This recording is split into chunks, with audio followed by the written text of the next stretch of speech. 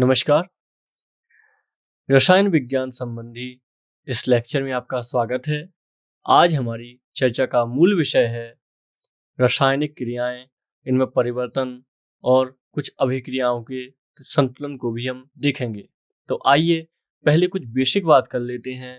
रासायनिक क्रियाओं पर बात करेंगे, लेकिन हम कुछ रासायनिक परिवर्तन और भौतिक परिवर्तन पर बात कर लेते हैं। इसके बाद हम मुख्य टॉपिक की तरफ आगे बढ़ेंगे। तो जैसा कि आप जानते हैं, कुछ परिवर्तन जिनके दौरान नई पदार्थ नहीं बनते। इसके विपरीत कुछ ऐसे परिवर्तन भी होते हैं जिनसे कुछ नए पदार्थ बनते हैं। तो इसलिए इसके आधार पर कि नए पदार्थ बनते हैं अथवा नहीं, हम सभी परिवर्तनों को दो समूह में बांटते हैं। और इस समूह क्या होते हैं? एक भौतिक परिवर्तन होता है और दूसरा ऐसा ही परिवर्तन होता है रासायनिक। ठीक है, या इसको रासायनिक यानी केमिकल चेंज, इसको फिजिकल चेंज हो जाएगा, ये केमिकल चेंज हो जाएगा। तो थोड़ा सा इसमें अंतर देख लेते हैं, फिर उसके बाद हम मूल विषय की ओर आगे बढ़ेंगे। भौतिक परिवर्तन क्या होते हैं? तो भौतिक परिवर्तन क्या होते हैं और रासायनिक परिवर्तन क्या होते हैं?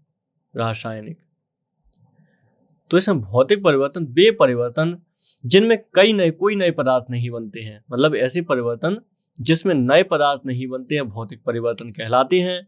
उदाहरण के तौर पे अगर देखेंगे हम, जैसे कुछ भौतिक प्रक्रियाओं द्वारा मूल रूप में आसानी से पुरानी स्थिति में लौट जाते हैं, लेकिन कुछ पदार्थ नहीं हालांकि लौट पाते हैं ऐसे।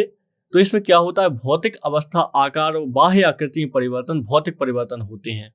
इसमें आप देखेंगे तो उदाहरण इसके देखेंगे, बर्फ का गलना या गलन होता है, इसको बोल सकते हैं। जल का हिमीकरण, बर्फ बन जाना। तीसरा हो जाएगा जल का क्वथन, भाप बनना। तो भाप को हम फिर से स्टोर कर सकते हैं संघनन की विधि के द्वारा। इसमें हो जाएगा भाप का संघनन होना, भाप बनना, और इसमें एक अन्य प्रक्रम हो जाएगा संघनन, ये इसको उल्टा है भाप बनने का। फिर इसी तरह हो जाएगा आपका विलयन बनना, इसमें हो जाएगा विद्युत बल्ब का चमकना, कांच के गिलास का टूटना। ये सब क्या हो जाएंगे? भौतिक परिवर्तन हो जाते हैं। तो इनको हम याद रखेंगे। इसके अतिरिक्त आप देखेंगे, इसमें आप देखेंगे तो भौतिक परिवर्तन अस्थायी परिवर्तन होते हैं। ये क्या है? अस्थायी परिवर्तन है, जिन्हें मूल पदार्थ में उत्क्रमित किया जा सकता है। उदाहरणार्थ, बर्फ की गलन से जल का बनना एक अस्थायी परिवर्तन है। उदाहरण के तौर पे इसके अलावा शीतलन के द्वारा मूल पदार्थ में बर्फ का परिवर्तन आसानी से उत्क्रमित कर सकते हैं। हम एक तरीके से रेसिप्रोकेट कर सकते हैं। आप देखेंगे बर्फ है, ये जल बन जाएगा और जल फिर से बर्फ बन जाएगा। तो यही तो है उत्क्रमण, तो रेसिप्रोकेशन। चलिए याद रखिएगा। आइए दूसरे पक्ष पे बात कर लेते हैं, रासायनिक परिवर्तन। ऐसे परिवर्तन जिनसे नए पदार्थ बनते हैं। इससे क्या होता है? नए पदार्थ का निर्माण होता है, तो इनको क्या बोलते हैं? रासायनिक परिवर्तन कहते हैं। इनमें क्या होता है? रासायनिक परिवर्तन में शामिल पदार्थों, उनका व्यष्टित्व परिवर्तित हो जाता है, वे पूर्णतः नए पदार्थ में रूपांतरित हो जाते हैं। नए पदार्थों को प्रायः उनके मूल रूप में वापस नहीं लाया जा सकता, इसलिए ये अनुत्क्रमणीय होते हैं। रासायनिक परिवर्तन क्या होते हैं? अनुत्क्रमणीय होते हैं, मतलब इरिवर्सिबल होते हैं। रासायनिक परिवर्तन के कुछ सामान्य उदाहरण हो जाएंगे, मैग्नीशियम तार का जलना, इसमें हो जाएगा कागज का जलना।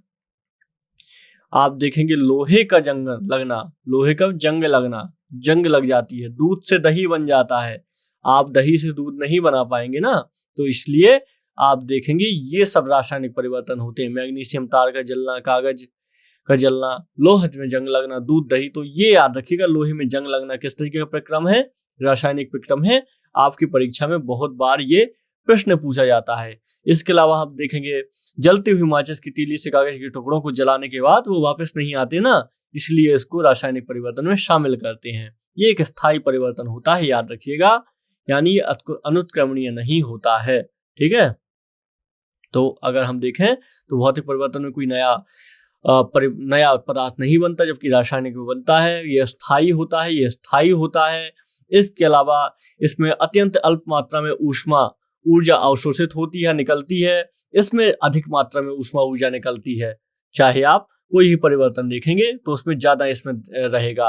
रासायनिक परिवर्तन में पदार्थ का द्रव्यमान परिवर्तित होता है, इसमें द्रव्यमान परिवर्तित नहीं होता। जो द्रव्यमान रहेगा वही आपको मिलेगा। जैसे आपने 1 लीटर बर्फ से जल से बर्फ बनाई तो बर्फ भी आपको 1 लीटर ही देगा। ठीक है, तो ये आप याद रखिएगा। चलिए आगे बात करते हैं अपने कुछ मुख्य टॉपिक पर, जो आज हमारा संबंधित था किससे? रासायनिक प्रतिक्रिया से, केमिकल रिएक्शन। तो आइए इस पर बात करते हैं। ये एक ट्रांसफॉर्मिंग होता है, एटम का रीअरेंज करना होता है। हालांकि एटम तो है, ये मूल कण है, ये समाप्त नहीं होते हैं, लेकिन ये फिर से रीअरेंज हो जाते हैं। मतलब इनका फिर से हम तरीका बदल सकते हैं एटम को संयमित करने का। तो आप देखेंगे रासायनिक प्रतिक्रिया वह होती है जिसमें अभिकारक अणुओं के बंधन भीतर बंधन में टूट जाते हैं। अभिकारक अणुओं के भीतर बंधन टूट जाते हैं और एक नया पदार्थ बनाने के लिए उत्पाद अणुओं के भीतर नए बंधन बनाते हैं। इसका मतलब क्या हुआ केमिकल रिएक्शन का? आपने कोई तत्व लिया, अब इस तत्व में आपने कुछ ऐसी चीजें करी कि जिससे क्या हो गया, इसमें अणुओं के जो बंधन थे, जो अणु एक संयोजित तरीके से सजे हुए थे, ये बंधन टूट जाता है। अब ये अणु क्या करते हैं, एक नए बंधन को प्राप्त करते हैं। इसको क्या बोलते हैं? केमिकल रिएक्शन बोलते हैं। ठीक है, तो ये हम याद रखेंगे। चलिए आगे बात करते हैं। जैसे उदाहरण के तौर पर जलती हुई मोमबत्ती भौतिक और रासायनिक परिवर्तन का सर्वोत्तम उदाहरण होती है। एक मोमबत्ती जब हम जलाते हैं तो हम देखते हैं उसको ढक देते हैं हम, तो वो बुझ जाती है। तो ये क्या होता है? प्रदर्शन मोमबत्ती का जलना रासायनिक परिवर्तन होता है, जबकि मोमबत्ती का मोम में बदलना एक भौतिक परिवर्तन है। तो इस तरीके से आप देख रहे हैं, आपके एग्जाम में भी बनता है मोमबत्ती का एग्जाम्पल। तो इसका मोम का पिघलना भौतिक परिवर्तन है, लेकिन मोमबत्ती का जलना एक रासायनिक है, क्योंकि मोमबत्ती वापस नहीं पाई जा सकती है। एग्जाम में अक्सर ऐसा ही प्रश्न बनता है। तो ये आप महत्वपूर्ण है, याद रखिएगा। मोमबत्ती जलना रासायनिक परिवर्तन क्यों है? क्योंकि इससे ऊर्जा निकलती है। तो ये आप वापस नहीं इसको ला सकते हैं। तो चलिए आइए आगे बात करते हैं। तो रासायनिक प्रतिक्रिया ऐसी प्रक्रिया जब दो परस्पर अधिक अणु एक नया उत्पाद बनाने के लिए परस्पर क्रिया करते हैं। ये कुछ अणु ए है, ये बी है, ये आपस में परिवर्तन करते हैं, नया प्राप्त होता है, हमें ए बी प्राप्त होता है, ऐसा कुछ। तो इसको क्या कहेंगे? रासायनिक प्रतिक्रिया कहेंगे। इसमें नए यौगिक बनते हैं जो अभिकारक कहलाते हैं। रासायनिक प्रतिक्रियाएं उद्योगों, रीति रिवाजों और यहाँ तक कि दैनिक जीवन में भी भूमिका निभाती हैं महत्वपूर्ण। जैसे लोहे में जंग लगना, मिट्टी के बर्तन, शराब का किण्वन भी एक रासायनिक परिवर्तन है। ठीक है, चलिए याद रखिएगा। तो इसके अलावा रासायनिक प्रतिक्रिया में रासायनिक परिवर्तन अवश्य होता है, जो आमतौर पर वर्षा, गर्मी, उत्पाद, रंग परिवर्तन जैसे भौतिक परिवर्तनों के साथ देखा जाता है। ये सब चीजें भी आपके लिए महत्वपूर्ण हैं, याद रखिएगा। ठीक है, रासायनिक समीकरण की बात कर लेते हैं। समीकरण क्या होता है? इसमें समीकरण तो रासायनिक प्रतिक्रियाओं को रासायनिक समीकरण के रूप में व्यक्त किया जाता है, हम जानते हैं। तो इसमें क्या है?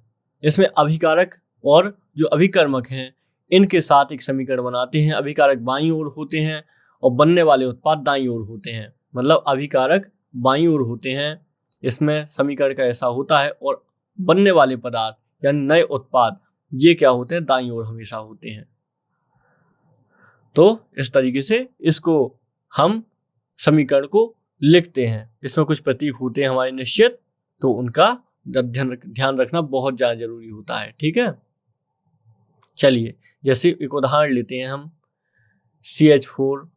CH4 प्लस 2O2 अगर हम लें तो ये क्या बनेगा? ये CO2 बनेगा प्लस 2H2O बनेगा ये। तो इस तरीके से ये नए उत्पाद बन के तैयार हुए। CH4 प्लस 2O2 से CO2 प्राप्त हुआ, हमें 2H2O प्राप्त हुआ। ये मीथेन था, ये ऑक्सीजन था। ये मीथेन था CH4 प्लस ये O2 ऑक्सीजन था। इसके बीच में एक वास्तविक रासायनिक प्रतिक्रिया हुई और आप देखते हैं ये नया उत्पाद बना। तो इस तरीके से रासायनिक परिवर्तन जो घटनाएं होती हैं। कुछ और आइए बात करते हैं इसके बारे में। तो रासायनिक जो क्रियाएं होती हैं विभिन्न प्रकार की होती हैं। ये विभिन्न प्रकार की रासायनिक क्रियाएं होती हैं, जिसमें से आप देखेंगे दहन प्रतिक्रिया होती है। दहन प्रतिक्रिया या दहन क्रिया होती है। इसमें आप देखेंगे अपघटन प्रतिक्रिया होती है। तीसरा होता है निराकरण प्रतिक्रिया होती है। चौथा होता है रेडॉक्स प्रतिक्रिया होती है। इस तरीके से बहुत सारी प्रतिक्रियाएं होती हैं जिन पर ध्यान रखना आवश्यक है। इसमें अवक्षेपण या दोहरा विस्थापन प्रतिक्रिया भी होती है। अवक्षेपण या दोहरा विस्थापन प्रतिक्रिया होती है। इसमें संश्लेषण प्रतिक्रिया भी एक महत्वपूर्ण है। तो ये सब प्रतिक्रियाएं होती हैं तो याद रखने की आवश्यकता है। तो दहन प्रतिक्रिया में क्या होता है, ऑक्सीजन उत्पाद देने के लिए ऑक्सीडाइजर के साथ दहनशील सामग्री के साथ एक प्रतिक्रिया है ये दहन प्रतिक्रिया। तो ये याद रखेंगे हम, ठीक है। चलिए, तो ये आप सारी प्रतिक्रियाएं याद रखिएगा। इसमें से हम एक प्रतिक्रिया देख रहे हैं, इसमें रेडॉक्स प्रतिक्रिया हम देखेंगे। तो ये रेडॉक्स जो प्रतिक्रिया होती है एक ऐसी प्रतिक्रिया है जिसमें रासायनिक प्रजातियों के बीच इलेक्ट्रॉन का स्थानांतरण होता है। रासायनिक प्रजातियों के बीच इलेक्ट्रॉन का स्थानांतरण होता है। जैसे कि अगर हम एक उदाहरण लें तो इसमें हम लेंगे जिंक प्लस 2H, ये बन जाएगा 2ZN स्क्वायर प्लस H2 ये बन जाएगा। इसका क्या अर्थ होता है? इसका अर्थ होता है एक जिंक परमाणु धनावेशित हाइड्रोजन के दो आयनों, एक जिंक परमाणु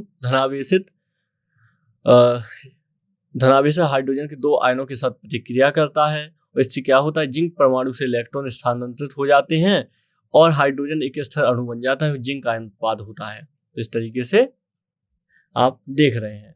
अवक्षेपण या दोहरा विस्थापन प्रतिक्रिया क्या होती है? एक प्रकार की विस्थापन प्रतिक्रिया है जिसमें दो यौगिक प्रतिक्रिया करते हैं। कौन सी? अवक्षेपण या दोहरा विस्थापन प्रतिक्रिया में इसमें दो यौगिक प्रतिक्रिया करते हैं और परिणाम स्वरूप उनके आयन और धनायन स्थान बदल लेते हैं, जिसमें दो नए उत्पाद बनते हैं, सिल्वर नाइट्रेट और सोडियम क्लोराइड। तो ये आप याद रखिएगा। चलिए आगे बात करते हैं। तो रासायनिक परिवर्तन में एक नया यौगिक बनता है, लेकिन भौतिक परिवर्तन में पदार्थ अस्तित्व की स्थिति को बदल देते हैं। तो ये सब महत्वपूर्ण जानकारी थी आपके लिए। चलिए, बैलेंसिंग इक्वेशन क्या होती हैं? आप जानते हैं रसायन विज्ञान में हमें बहुत सारी इक्वेशन मिलती हैं, हमको इन्हें क्या करना होता है? बैलेंस करना होता है। तो आइए बात करते हैं प्रकाश संश्लेषण क्रिया की, एक एग्जाम्पल के रूप में प्रकाश संश्लेषण। इस रिएक्शन को हम संतुलित करने का प्रयास करेंगे और करेंगे इसको।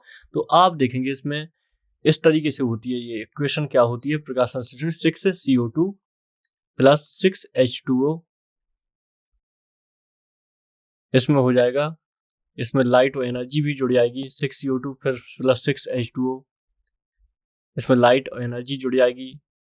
ये पर्णहरिम की उपस्थिति में आप देखेंगे C6H12O6 प्लस 6O2 प्लस ऊर्जा। तो इस तरीके से आप देखते हैं प्रकाश संश्लेषण की क्रिया होती है।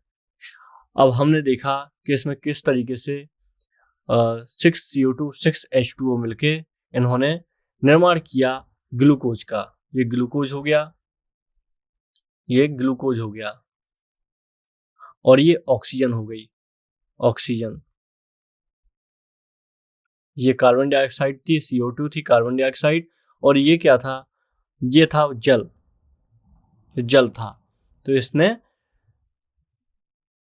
Carbon dioxide. तो कुल मिला के इन्होंने क्या बनाया? इन्होंने ग्लूकोज बनाया। तो प्रकाश संश्लेषण क्रिया कैसे होती है, आइए समझते हैं। यह प्रक्रिया तब होती जब हरे पौधे प्रकाश की ऊर्जा का इस्तेमाल करके कार्बन डाइऑक्साइड और पानी को कार्बोहाइड्रेट में बदलने का कार्य करते हैं और पौधे के प्रकाश संश्लेषक बढ़ना क्लोरोफिल द्वारा, ये क्लोरोफिल इसमें काम कर रहा था बीच में, ठीक है, ये याद रखिएगा। इससे प्रकाश ऊर्जा का अवशोषण किया जाता है, जबकि कार्बन डाइऑक्साइड ऑक्सीजन से युक्त हवा पत्तियों के स्टोमेटा के माध्यम से होकर पौधे प्रवेश करती है और प्रकाश संश्लेषण का एक अत्यंत ही महत्वपूर्ण उप उत्पाद ऑक्सीजन बनता है। तो ये कुल मिला के प्रकाश ऊर्जा को रासायनिक ऊर्जा में बदलने का कार्य करता है, ठीक है। तो ये आप याद रखेंगे, जो प्रकाश संश्लेषण है, प्रकाश ऊर्जा को रासायनिक ऊर्जा बदलने का कार्य करती है ये क्रिया, रासायनिक ऊर्जा। तो ये हम याद रखेंगे फोटोसिंथेसिस के बारे में। ये बहुत ही महत्वपूर्ण आप देख रहे हैं इक्वेशन थी जो आपके समझने के लिए अच्छी थी। चलिए आगे बात करते हैं कुछ और। तो केमिकल इक्वेशन देखी हमने। टाइप्स ऑफ रिएक्शन हम पहले ही देख चुके हैं। इसमें हमने देखी थी किस तरीके से दहन प्रतिक्रिया, अपघटन और इसके अलावा रेडॉक्स, अवक्षेपण, संश्लेषण, ये इसकी क्रियाएं थी जो प्रकाश संश्लेषण से संबंधित थी। प्रकाश संश्लेषण नहीं, रसायन विज्ञान की क्रियाओं से संबंधित थी। तो हमने इनको देखा। तो सिंथेसिस रिएक्शन ये हम देख चुके हैं। सिंथेसिस रिएक्शन, आइए बात करते हैं कंबूशन रिएक्शन। ये भी हम बात कर चुके हैं इस पर। सिंगल डबल डिस्प्लेसमेंट रिएक्शन, आइए कुछ और बात करते हैं हम। तो आइए अब रासायनिक अभिक्रियाओं के कुछ प्रकारों की बात कर लेते हैं विश्लेषण के साथ। तो जैसे कि रासायनिक अभिक्रियाओं के कुछ प्रकार होते हैं, जिसमें से पहला होता है संयोजन अभिक्रिया। संयोजन, इस अभिक्रिया में क्या होता है आगे चल के मिलेगा, हम यहीं पर देख लेते हैं संयोजन अभिक्रिया के बारे में। तो जिस अभिक्रिया में दो या दो से अभिकारकों से एक एकल उत्पाद का निर्माण होता है उसको संयोजन अभिक्रिया कहती है। यानी दो उत्पाद हैं, इनसे एकल उत्पाद प्राप्त होता है तो इसको संयोजन अभिक्रिया कहा जाता है। उदाहरण के तौर पे दीवारों पर चूने से सफेदी करना। ये दीवार पर जो चूने सफेदी होती है, चूने को जब पानी में डाला जाता है तो बुझा हुआ चूना बनता है, यानी कैल्शियम हाइड्रोक्साइड बनता है। और कैल्शियम हाइड्रोक्साइड वायु में उपस्थित कार्बन डाइऑक्साइड के साथ धीरे धीरे अभिक्रिया करके दीवारों पर कैल्शियम कार्बोनेट की परत चढ़ा देता है। तो इससे क्या हो जाता है, दीवारें सफ़ेद हो जाती हैं। अगर हम इसको अभिक्रिया के रूप में देखें तो CaO प्लस H2O ये आप मिलके बनेगा CaOH2 बनेगा ये मिलके। तो आप इस तरीके से याद रखिएगा संयोजन अभिक्रिया के बारे में। एक महत्वपूर्ण अभिक्रिया है। चलिए आगे बात करते हैं। तो कैल्शियम हाइड्रोक्साइड और कार्बन डाइऑक्साइड मिलकर कैल्शियम प्लस जल कार्बोनेट बनाएंगे। इसे अवक्षेपण अभिक्रिया भी कहते हैं। कोयले का जलना भी एक संयोजन क्रिया का उदाहरण है। ठीक है, संयोजन का कोयले का जलना भी इसमें एक एग्जाम्पल याद रखिएगा। चलिए आगे बात करते हैं कुछ अपघटन अभिक्रिया की बात कर लेते हैं। दूसरा इसका प्रकार है अपघटन अभिक्रिया। अपघटन अभिक्रिया, इसमें क्या होता है, डीकम्पोजिशन रिएक्शन बोलते हैं इसको। ये है डीकम्पोजिशन रिएक्शन, आप देख लीजिए। इसमें क्या होता है, वियोजन अभिक्रिया में, वियोजन या अपघटन अभिक्रिया इसको बोला जाता है। इसमें संयोजन अभिक्रिया के विपरीत इस अभिक्रिया में एकल अभिकारक होता है, यानी एक अभिकारक होता है। ये विघटित होकर या दो से अधिक उत्पादों में, ये दो या दो से अधिक उत्पाद भी हो सकते हैं, इसमें निर्माण करता है। इसमें वियोजन जो ऊष्मा के द्वारा प्राप्त होती है, तो इसमें दो या दो से अधिक उत्पादों का निर्माण करता है वियोजन या अपघटन अभिक्रिया में। ऐसी तरीके से तीसरी होती है विस्थापन अभिक्रिया। ये देखिए कंबूशन हमने लिखा था। तीसरी होती है विस्थापन अभिक्रिया, इसको डिस्प्लेसमेंट रिएक्शन बोला जाता है। इसको डिस्प्लेसमेंट रिएक्शन बोला जाता है। यहीं पर करेंगे हम विस्थापन अभिक्रिया। इस अभिक्रिया में अधिक अभिक्रियाशील पदार्थ कम अभिक्रियाशील पदार्थ को उसकी यौगिक से अलग कर देता है। यानी अधिक अभिक्रियाशील पदार्थ कम अभिक्रियाशील वाले पदार्थ को यौगिक से अलग कर देगा, यौगिक। ठीक है, तो ये भी एक बहुत महत्वपूर्ण है। एग्जाम्पल अगर हम इसका लें, एग्जाम्पल ले लेते हैं, जैसे फेरस हो गया, इसमें CuSO4 आप देखेंगे, इसमें कॉपर सल्फेट, तो ये बदल जाएगा। तो आप देखेंगे लोहा कॉपर से अधिक अभिक्रियाशील पदार्थ है। जो लोहा है ये कॉपर से अधिक अभिक्रियाशील पदार्थ है, जिससे यह कॉपर को उसकी यौगिक कॉपर सल्फेट में बदल देता है। कॉपर सल्फेट में बदल देता है। ठीक है, तो याद रखिएगा। चलिए द्वि विस्थापन अभिक्रिया यानी डबल डिस्प्लेसमेंट रिएक्शन भी होता है। इसमें देख रहे हैं आप, सिंगल है, अभी इसी में डबल भी लिखा हुआ। तो द्वि विस्थापन अभिक्रिया में क्या होता है, ये दूसरा, इस अभिक्रिया में अभिकारकों के बीच आयनों का आदान प्रदान होता है। जो अभिकारक होते हैं इनमें आयन आदान प्रदान हो जाते हैं। जैसे AB प्लस CD करेंगे तो आप AD इसमें देखेंगे प्लस CB देखेंगे, अपने आप में ये अपना स्थान बदल लेंगे। तो ये आयनों का आदान प्रदान हो जाता है।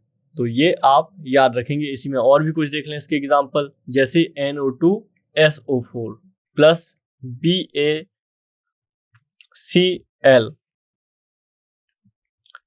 इसको C कैपिटल रहेगा, तत्व है। तो BaSO4 plus 2NaCl sodium chloride, इसमें ये बदल जाएगा।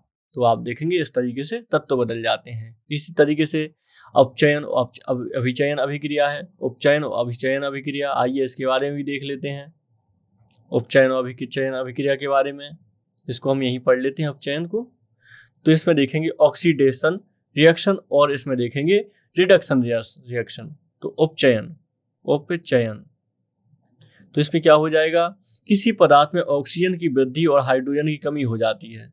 क्या होता है, किसी पदार्थ में ऑक्सीजन की वृद्धि हो जाती है और हाइड्रोजन की कमी हो जाती है। तो इससे क्या होता है, यह उपचयन अभिक्रिया कहलाती है। जब कार्बन में ऑक्सीजन की वृद्धि होती है तो कार्बन डाइऑक्साइड बनता है।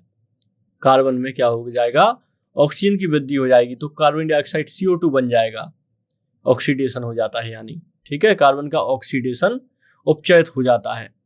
तो आप देखेंगे C+O2 इक्वल टू CO2 हो जाएगा, 2Cu प्लस O2 बराबर हो जाएगा 2CuO हो जाएगा। इस तरीके से जब हाइड्रोजन का ह्रास होता है तब सल्फर हाइड्रोक्साइड से हाइड्रोजन का ह्रास होता है और उपचयित होता है। इसको हम देखेंगे H2S plus beryllium 2 equal to 2HBr plus S। तो आप देखेंगे इस तरह प्रतिक्रिया बनती है। आइए अपचयन अभिक्रिया को देख लेते हैं, अपचयन को। तो इसमें क्या हो जाएगा, इस अभिक्रिया में ऑक्सीजन का ह्रास होता है, O2 का ह्रास होता है और हाइड्रोजन में वृद्धि होती है। O2 का ह्रास हो जाएगा और इसमें क्या हो जाएगा, हाइड्रोजन में वृद्धि हो जाएगी। जैसे एग्जाम्पल में बात की जाए CuO plus H2 is equal to हो जाएगा कॉपर प्लस H2O जल। ठीक है, आप देखेंगे संक्षारण यानी संक्षारण हम जानते हैं जंग लगना या फिर किसी का ह्रास होना। तो संक्षारण ये भी उपचयन के ही प्रभाव है। संक्षारण जो होता है तो ये भी उपचयन का ही प्रभाव होता है, संक्षारण। तो ये सब चीजें याद रखिएगा आप, आपको बहुत ज्यादा हेल्प करेंगी। तो हमने इसमें कुछ अभिक्रियाओं को जान लिया, अभिक्रियाओं से संबंधित चीजें देख ली, हमने अभिक्रियाओं के प्रकार की बात कर ली और अभी हमने अन्य बातें की जो हमारी संबंधित थी सब्जेक्ट से। तो ये हमने रासायनिक अभिक्रियाओं की बात कर ली है। ठीक है, आप रासायनिक अभिक्रियाएं समझ ही गए होंगे। ऐसे परिवर्तन जो आपके जीवन में होते हैं, आपके जीवन से भी संबंधित होते हैं, इसमें नए पदार्थ बन के आते हैं, इनको रिवर्स नहीं किया जा सकता। तो इसको क्या कहते हैं, इसको कहते हैं रासायनिक परिवर्तन। ठीक है, ये आप याद रखेंगे। उदाहरण का हो जाएगा भोजन का पाचन हो जाएगा, श्वसन हो जाएगा, जंग लगना लोहे पर। ये सब एग्जाम्पल है किसके, ये सब एग्जाम्पल हैं रासायनिक अभिक्रियाओं के। इसमें अभिकारक होता है, एक उत्पाद होता है। रासायनिक अभिक्रियाओं में कई तत्व शामिल होते हैं, इसके गुणांक भी होता है, अभिक्रियाएं होती हैं, इसमें कई तरह की अभिक्रियाएं होती हैं। तो इसलिए ये आपके लिए बहुत ज़्यादा महत्वपूर्ण है, याद रखिएगा। ठीक है, चलिए, तो इसमें अभिक्रियाओं के प्रकार हमने देख लिए। संयोजन अभिक्रिया देख लिया, जिसमें हमने देख लिया इस अभिक्रिया में 2 या 2 से अधिक अभिकारक मिलकर एक उत्पाद बनाते हैं। फिर हमने ऊष्माक्षेपी भी अभिक्रियाएं की बात की। ऊष्माक्षेपी अभिक्रियाओं में क्या होता है, उत्पाद के निर्माण के साथ साथ ऊर्जा का भी उत्सर्जन होता है। ये भी एक बहुत महत्वपूर्ण है, ऊष्माक्षेपी अभिक्रियाएं। ऊष्माक्षेपी में क्या होता है, उत्पाद के निर्माण के साथ साथ ऊर्जा का उत्सर्जन होता है। जैसे हमने देखा था कि किस तरीके से जब हम प्रकाश संश्लेषण क्रिया पढ़ रहे थे तो उसमें ऊर्जा की उत्पत्ति हुई थी। तो इस तरीके से ऊष्माक्षेपी होता है। ठीक है, फिर वियोजन अभिक्रियाएं हमने दी। इस अभिक्रिया में अभिकारक टूटकर 2 या 2 से अधिक उत्पाद बनाते हैं, वियोजन अभिक्रिया हो गई। तो ऊष्माशोषी अभिक्रिया ये किसका होता है, ऊष्माशोषी अभिक्रियाओं में क्या होता है, ऐसी अभिक्रियाएं जिनमें अभिकारकों को तोड़ने के लिए ऊष्मा, प्रकाश या विद्युत की आवश्यकता होती है, ऊष्माशोषी अभिक्रियाएं कहते हैं। इसका उदाहरण क्या हो जाएगा, CaCO3 प्लस ऊष्मा अगर उसको मिलती है तो ये किस में कन्वर्ट हो जाए, CaO प्लस CO2। तो इस तरीके से ऊष्माशोषी ऊष्माक्षेपी 2 अभिक्रियाएं होती हैं। तो ये सब याद रखेंगे आप और अब इसके दैनिक जीवन में प्रभाव की बात कर लेते हैं, जो हमने चैप्टर पढ़ा। तो अगर हम इसके दैनिक जीवन के प्रभाव की बात करें तो इसका हम प्रभाव देखते हैं उष्मा जो अभिक्रियाएं होती हैं रासायनिक, इसमें संक्षारण में देखते हैं। जब कोई धातु आर्द्रता, वायु, जल, अम्ल आदि के संपर्क में आती है तो ऊपरी परत कमजोर हो जाती है, इसको संक्षारण कहा जाता है। इस तरीके का एक शब्द है विकृति गंधता। इसका मतलब क्या है? इसका मतलब है वसा युक्त तेलीय खाद्य सामग्री वायु के संपर्क में आने पर उपचयित हो जाती है, जिससे उनके स्वाद और गंध में परिवर्तन हो जाता है, वो खराब हो जाती है। इसको विकृत गंधता कहते हैं। ये भी एक एग्जाम्पल है आपके दैनिक जीवन में रासायनिक विज्ञान का। तो इस तरीके से हमने रासायनिक विज्ञान के इस प्रमुख लेक्चर को कवर किया। अब हम अगले लेक्चर में बात करेंगे विज्ञान के ही कुछ और संदर्भों पर। इस लेक्चर में बस इतना ही। नमस्कार।